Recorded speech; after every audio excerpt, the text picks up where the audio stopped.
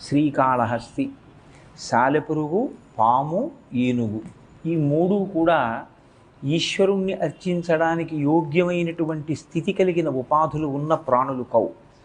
ఈశ్వరార్చన చెయ్యడానికి, జ్ఞానమును పొందడానికి అనువైనటువంటి ఉపాధి కేవలము మనుష్య ఉపాధి.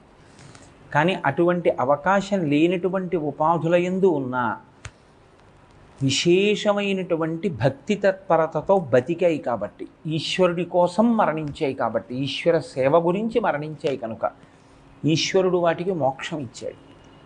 అందుకే శంకర భగవత్పాదులు శివానంద లహరి చేస్తూ ఒక శ్లోకం అంటారు. ఆయన నరత్వం, దేవత్వం, నగవన మృగత్వం, వశకత, పశుత్వం, కీటత్వం భవతు విహగత్వాది జననం సదాత్వత్పాదాబ్జ స్మరణ పరమానందలహరీ విహారాసక్తం చేద్రూదయమిహ కించేన వపుషా అంటారు. నాకు ఉపాధి గురించి బెంగలేదు.